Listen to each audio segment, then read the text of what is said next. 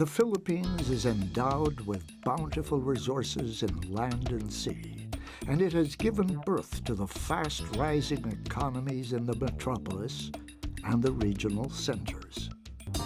Yet despite of this, it remains steeped in poverty. Once hailed as the third richest country on the Pacific Rim about half a century ago, the Philippines today is one of the poorest in the world.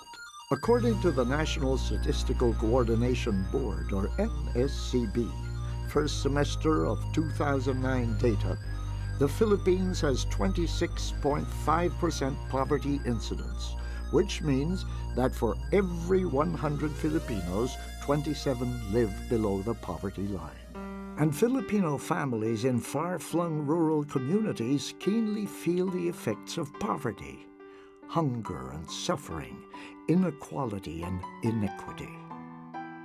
Rural families such as farmers and fisherfolk survive on hand-to-mouth existence. And because of lack of funds, farmers are not likely to engage in multi-cropping or to learn new technologies to increase their yield. Wag tudo nga ako napigsa, malayos na ito talon. Iso nga siya ti nayatanda nga sige, ti graded ti ikwayong road. Kung maikadwa pa'y, ado ti masarbar, tanwag tudo agnap-nap. Fisherfolk, using the traditional hook and line method of fishing by natural and man-induced conditions at sea, are in need of fresh education about marine resource management. Sometimes the catch for the day is not even enough to feed the family. Wa may kuha kay lubog ang dagat. Mikan sa mga landslide sa bukid. Inadequate infrastructure in the rugged terrains makes it difficult for residents to access basic services such as schools and health centers. Nagpo-problema ang mga estudyante kasi sa tag-ulan hindi pa sila pumapasok ng eskwelahan, lalo sa bagyo kasi madulas yung daanan at saka natatakot sila. Rural children and the children of indigenous peoples are unable to attend school. Dito, ang dami nating mga mamanwa na hindi nakapag-aral kasi malayo ang eskwelahan natin. Nandoon highway, malayo sa mga bahay-bahay ng ating mga mamanwa tribe.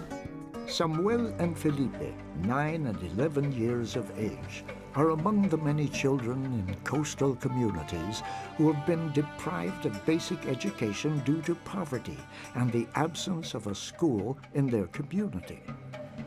50 years po kaming nagtiis na hanggang grade 4 lang po. Dahil po dito, malayo po sa amin ang grade 5 at grade 6 na school. In the remotest areas, access to safe drinking water, electricity, and health services are non-existent. Ada nga shortage iti danumi. Kat apang kami agsaksak do iti springs. Kasla ijay bilig, ijay patang. Wala kaming ilaw dito. Yung ginagamit namin dito is yung gaas lang. Tungod kung tiuna gani nga sang ila inugbata, madlagan pa na sila sa ospital o kung hindi gani dito sa birthing clinic sa ahoy sa poblasyon. So, panum dumabala, tama kalayo. Kung halin diri pa kadto sa poblasyon, sa birthing clinic, mga 17 or 18 kilometers. Roads linking the communities to livelihood opportunities and marketing produce are either missing or inadequate. Ikumparar sa una, daghan kayo yung taon ng mga disgrasya, no? Tungod labi na sa panahon sa ting-ulan, no? Dangog kayo ang dalan, ang agianan, no? Lubak-lubak. Nya, kung doon nami pasinti diri, ma'am, dili pa gani ang taon makaabot sa tambalanan, no? Tungod kay ang kasada lisod kayo. Recent calamities such as landslides in the mountain province, typhoons in Iloilo, and lake overflows in Agusan del Norte show that the poor are even more vulnerable when faced with calamities. Grabe among nasinati. Bagyo, asa mi mamakwit, manago mi bukid, adto mi makatuog sa bukiran, mag-ubay mi dito, makasugat mi mga kabaw, magdinasmagay sa mga baka, ino lamig nga, tungod kay wa mi kasilungan.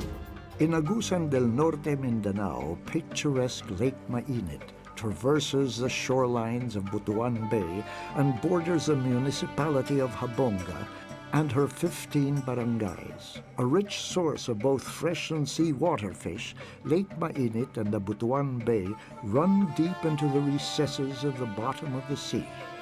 The shifting waters and fabled winds, however, are deceptive, as time and again these would put the lives of the people in danger, the same people these nourish. 60% ang mananagat nga niya nagkuha dinhi sa Maong Lake. Panahon pag ting-uwan, overflow ning Lake Mainit, og ang mga katauhan nga maigo dinhi sa tubig mo evacuate. Kini balay na ako ni pag mubaha, abot na iskapi na lang ang para abton ang flooring sa balay. Pag bugbaha na gyud nga ang tubig mulapaw na gyud, diri ang tao sa tulay magtin sila, diri mga tulog. Ang mga estudyante diri mga kuan sa eskwelahan, di sila sa daplin mag-eskwela, magkuan lang og tin. The people's dependence on the sea is not a unique story. Mora na imo kuha ni. Muslay kayo. Tan mamidire kay mubaw kay dagko man kayo. Mubagyo. Kay standby lang gyapon midire. All over the Philippines, one will find such fateful human relationships with the sea and the varied resources obtained from the forests and land. In the Visayas, the island barangay of Nasigman in Ahuy, a small and remote fishing community in the west coast of the Canary Islands in Iloilo, echoes the same relationship with the sea. Ito'y pamimingwit po. Sa dagat lang po talaga kami nabubuhay. The voices of these villagers reflect the sentiments of the community struggling to survive. Perpegi na di kapigado sang amon nga pangita kay ang wala sang isda gidi sa igad sa tunga gidi sang dagat. Sa lawod gid balas sang dagat. As pure as the limestone caves that surround them, the Ahuinons desire to enjoy basic services such as health, education, and access roads remain a fervent hope. Across the seas of the major Philippine islands of Visayas and Mindanao, the landlocked highlands of the mountain province in northern Luzon rises some 450 to 1,935 meters above sea level. The municipality of Besao is among the 16 municipalities that shines with the diverse cultures characteristic of the Cordillera Administrative Region. It is home to descendants of the Kalanguyas, Hayangans, and Tualis. While located in the mountains, the problems they encounter are not unfamiliar to their counterparts in the coastal villages of Visayas and Mindanao. Talagang mahirap kaming dumaan dito kasi yung daanan ay madulas, tik-putik ang yung daanan. Just as the coastal communities of Habonga in Agusan del Norte and Ahuy in Iloilo are indebted to the sea for sustenance, the people in Besao Mountain Province are likewise beholden to the land they cultivate. But the rough terrain brings its own challenges. Landslides are a constant threat to the residents of Besao. Dakkel ti danom nga aggapu ijay. Bagnati danom ditoy ijay ayan ti kaingin ta mapunno dayjay kanal ijay ngato. Kat dito yung itipagnaan ti danom iso nga marga ay ti daga. Yet the mountain ranges of the Cordillera are alive and blending with the open sky, breathing with and preserving the culture of a divergent people, one of the last homes to a unique indigenous culture. The mountains also nurture the dreams of the Cordillerans that a better future awaits them.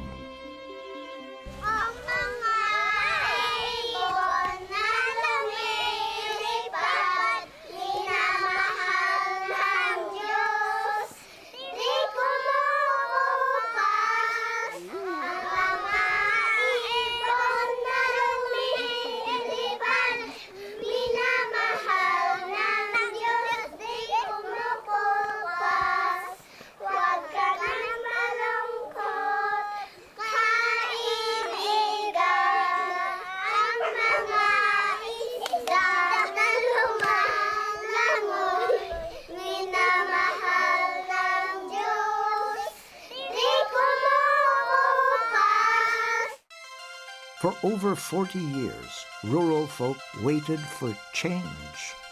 Most even aspired for it. Sa among pagpaningkamot, pero wala gapon mi ingon nga na-discourage. Kaya nga mong mga pangandoy mauman ang kalambuan sa among barangay. The kind of change that will not simply bring physical progress, but ensure that this is shared by all, particularly those who need it most. The poor, the most marginalized, and the vulnerable. Kahit alam ko na walang sweldo o walang kikitain na magiging volunteer sa Kalahit Seeds, nag-volunteer ako dahil alam ko na itong project ng Kalahit Seeds na ibigay sa Barangay Malayuan maganda. Mawala man ako, masabi ng mga apo ko, mga anak ko na isa ako sa mga volunteer ng Kalahit Seed. Parang mayabang o masaya ako. The kind of change meant not only to equip them in times of emergency, but will help them rediscover their inner capabilities and upgrade individual skills they may have never been aware of. Tatanganal pasti sa project ti Kalahi medyo naging ginawaan basit ngem kaskas dilad tang anong mapugusat hanmet nga basi dakkel met iso nga kasapulan ladtanga dati talota dati mga awit ti trader, liabi, onion tapos nung isilpom ket nagpigsa ti pressure na iso masapol talo din bagno. The kind of change that happens not only to reconnect them with the larger community, but also restores their faith in the traditional Filipino bayanihan spirit. Nagplano ko nga mo surrender, di naman pwede tungod kay nakataya naman ang akong pangalan. Among gi-house to house ang mga kanang katawhan. Magpasalamat mo nga naamin ni barog sa among pagkaboluntaryo tungod kay kung wa mi dili ni matao nga mga programa. This is the kind of change that this institution seeks to bring by providing social infrastructures, human development services, capacity building to poor and rural communities. It aims to strengthen the fight against poverty in the country. The Department of Social Welfare and Development is a national government agency mandated to lead in providing social protection to the poor, vulnerable and disadvantaged sectors in Philippine society. In 2003, it spearheaded the Community-Driven Development, or CDD, strategy of the Philippine government after its 2002 pilot test in partnership with LGUs and communities. Kapit Bisig Laban sa Kahirapan, or Linking Arms Against Poverty. Comprehensive and integrated delivery of social services. Targeting the poorest communities and those in the remotest areas across the country, Kalahi Seeds has contributed to building a total of 8,947 community-driven development sub-projects located in 8,635 rural barangays in 383 municipalities in 52 provinces all over the country. These community projects benefit some 2,676,520 poor households in terms of access to basic services and improvements in capabilities and opportunities for livelihood, addressing issues and conflict, participation of indigenous communities and women, and promoting community leadership. Kalahi Seeds provides grants to poor municipalities which they use to construct or implement projects prioritized by all barangays within these municipalities in order to address poverty issues. Most of these solutions are in the form of infrastructures such as access roads, schools, water systems, health stations, and environmental protection. Community-driven development, or Kalahi Seeds as it has been known, began in 2003. The main objective was to translate people power, which brought democratization and brought life to democracy, into actual development, into actual bread, butter, rice, fish improvement in the lives of people. And we actually started with the 20 poorest provinces in the Philippines. Kalahi Seeds areas are characterized by utter deprivations. They have lack of basic services, and Kalahi Seeds for the last 10 years was able to significantly address this kind of deprivation. More than 6,000 sub-projects were implemented, and these sub-projects were able to provide access to health, education services, and farm-to-market roads. The DSWD's Kalahi Seeds framework follows the CDD approach, a recognized poverty alleviation strategy used worldwide. It uses what is called the CEAC, or Community Empowerment Activity Cycle. Under this 5-stage cycle, communities go through a guided process of analyzing community needs and implementing appropriate community projects to address these, especially for basic services. Ordinary citizens propel processes that lead to the implementation of community-selected projects in Kalahi Seeds. It's empowerment because the project basically works with the strength of the people to analyze, identify what are the projects that will help them move out of poverty. Tungod kay naghatag ni og usa ka empowerment ngadto sa mga katawhan, og naanay katakos bisan pa ang mga katawhan nga moatubang ug mogawas gikan sa ilang panimalay gikan sa komunidad. The second is local governance. Improving local governance by ensuring that the citizens in their action, in their effort to improve their lives, engage the local government unit, and the local government unit responds to what the citizens have identified as key projects that will change their lives and the lives of their community. Ang proseso sa Kalahi Seeds, maayo, daghan natapos nga proyekto, o nakita po dako nga ang Kalahi Seeds is pang-komunidad, ang nag-decide na ang community mismo. So nakita dako, ragdiha ko na-encourage nga, muapil ko sa asembleya. Dili lang usa ka tawo ang magdumala, kundi ang komunidad. And the third objective is because you have an active citizenry and a responsive local government unit, you can together with each other reduce poverty. And that's because the sub-projects that they have identified or are willing to work on are important projects that will ensure that the social, political, and economic life of the community are being attended to. Talagang empowered yung people natin, tao natin dito. Yung programa is sila mismo nag-identify ng mga programs sa kanila at sa barangay assembly, doon pinag-uusapan ano ba yung priority program ng mga certain barangay. So sila yung nagpipili ng programa, talagang kailangan nila. And the last 8 to 10 years have shown that, in fact, these 3 objectives have helped improve the lives of the poor communities in the different parts of the country where community-driven development, or Kalahi Seeds, was implemented. Over the years, each community that labored to learn and live the Kalahi Seeds process is a chronicle of progress sowed and nurtured by the hard-working hands of its leaders and local government units and other stakeholders which have partnered with the DSWD to fulfill its mission. From merely aspiring for change to becoming a participating pillar of the process for change. From the seeds of change, the mission to free the poor from the chains of poverty begins with empowering the individual. Sa among gitrabaho nga kami daghan man mi mga volunteers aga among gitrabaho nag-attend og anang barangay assembly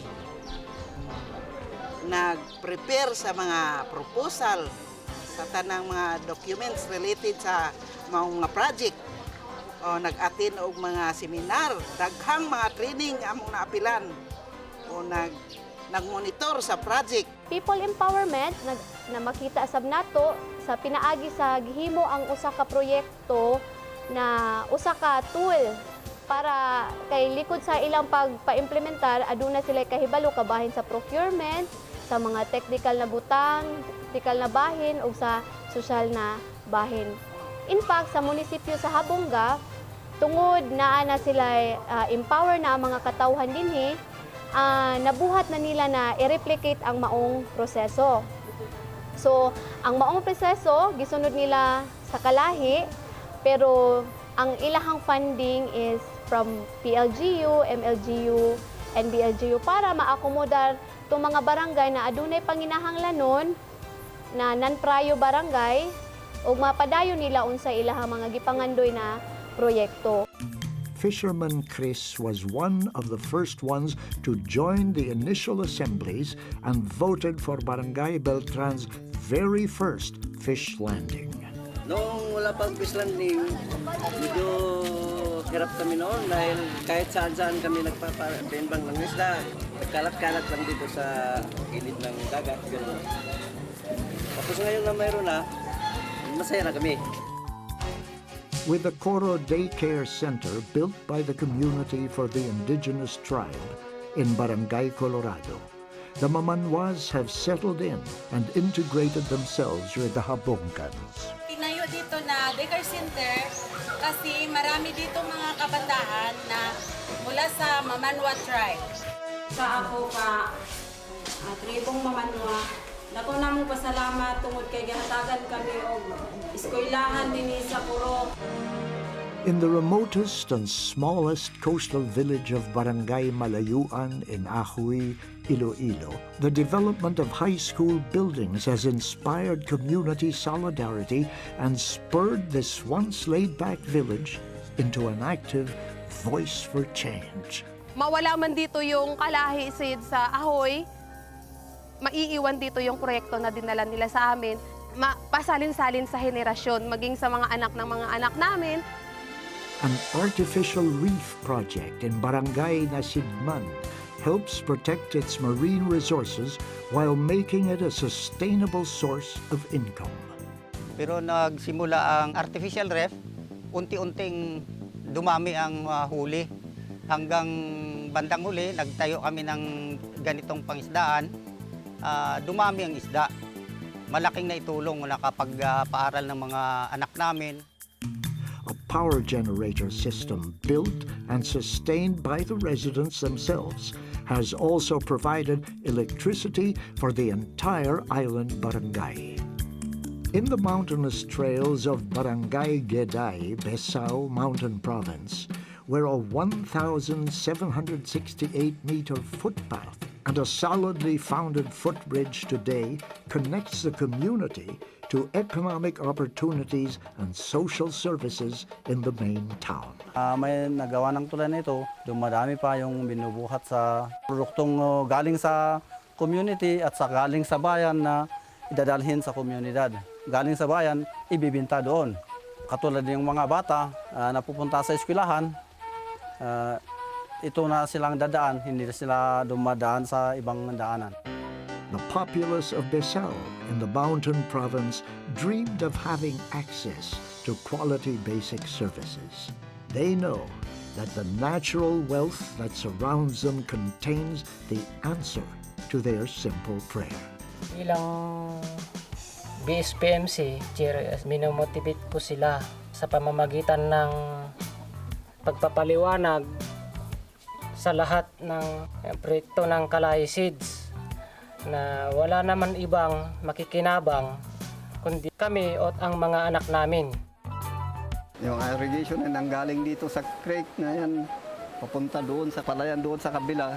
Haba ng irrigation na ito ay 465 meters. Landslides are a recurring problem in the mountain province, and storm waters gush down the mountains, threatening to destroy homes and fields. Realizing how the absence of drainage canals impede the water runoff, the community has addressed this by resolving to build an erosion-controlled community project in Barangay Pandanganan, Besao. Iti kalahisids taman nga tawen nga iso iti kwantita tao da ito'y piman ngem han nga naaramid han nga natungtungpal ngem iso iti pagyamanan mi kadagiti kalahisids nga imay iti daytoy nga lugar ta iso da iti nang papintas iti daytoy ken nang ikat iti buteng dagiti umili. And rebuilding from the bottom up has become even more pronounced when the local culture, customs, and traditions are respected and imbibed into the CDD process. A case in point is the Dapay of the Mountain Province, which means meeting place. Dapay stands for a gathering of the male elderlies in the barangays. Whenever disputes arise, issues are settled in the Dapay. In the same token, when opportunities present themselves, such as when Kalahi Seeds came to Besao, the Dapay was sought to help unify community action. Benefits of constructed projects are now enjoyed by the Kalahi Seeds communities and by those of neighboring barangays. Nalipay sab ang uban barangay, halimbawa gikan sa Santo Niño, Sitio Pitogo, San Jose, o San Vicente. Tungod kay ang ilang mga bata, mga estudyante, di rin nagpa-eskwela pag-abot nining high building. Today, these empowered communities are active participants in implementing local solutions to poverty. They identify, voice out, defend, and plan for their own needs and priorities. Ang mga kabatanunan, dili na sila maligaw sa mga bisyo tungod kay mahilig naman sila sa mga sports. Kadua, ang multipurpose, panahon sa nga adunay kalamidad, magamit po na namo ma'am tungod kay nami mga kaigsunan nga mostly tuan na nimuyo sa daptin sa baybay niya. Rural income is increasing because of improved productivity due to newly built access roads, completed bridges, and farm-to-market roads. Karon nalipay ni kay maayo na ang dagan, maayo na ang dalan, ditso-ditso na. Ug ang presyo sa among mga lagot mon mapalit gyud og mahal. Rural income is increased because good quality products and timely harvests command better selling prices. Ang irrigation na ito ay isa lang sa mga maraming projects na binigay ng Kalahi Seeds sa munisipyo ng Besao. Gumaan na ang financial problem ng Besao. Kining multipurpose ma'am, ginagamit po ninamo sa bagsakan sa mga produkto, no? Nya kanang mga gulay namo, mga produkto sa kaumahan. Today, the once marginalized sectors of society, including farmers, fishers, women, retired senior citizens, and indigenous peoples, lead decision-making processes, project implementation, and apply good governance principles of participation, transparency, and accountability under the community-driven development approach of Kalahi Seeds. DSWD remains committed to community-driven development, or CDD, as a strategy to empower communities to enable them to demand for and access better services and to engage more directly in the development of their communities. Today, communities are helping change the future.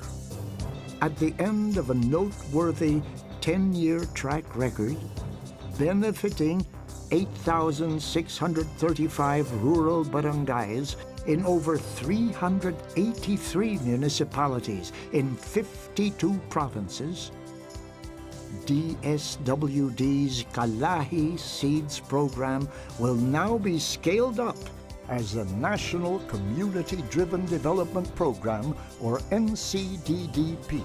Its target: bring the benefits and opportunities of community-driven development to the poorest municipalities in the country. We are reaching the poorest provinces, the poorest municipalities, and poorest barangays in the entire Philippines. Here, we would see significant investments in development initiatives, and that investments would entail a provision of basic services to the poorest of communities, wherein we are in partnership with the local government unit. With the end goal of reducing poverty, the DSWD, in collaboration with national government agencies, will lead the implementation of the National Community-Driven Development Program. Every step of the way must lead our vision of an empowered and productive citizenry that promotes the inclusion of those who are poor, vulnerable, and disadvantaged.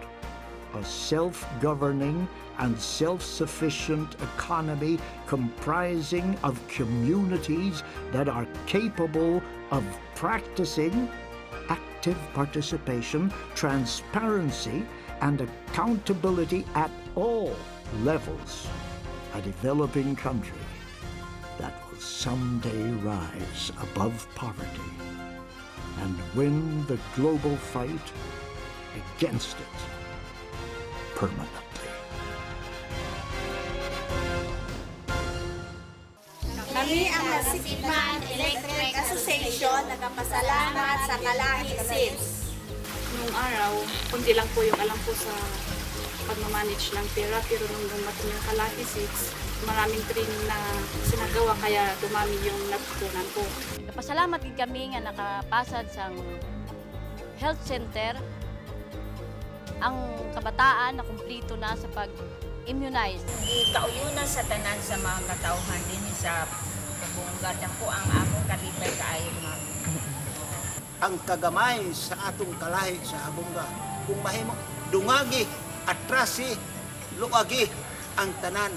Sa Darating na Cycle ay nag-volunteer po ako sa Kalahi Seeds dahil maganda po naman ang ibinibigay ng Kalahi Seeds sa aming barangay.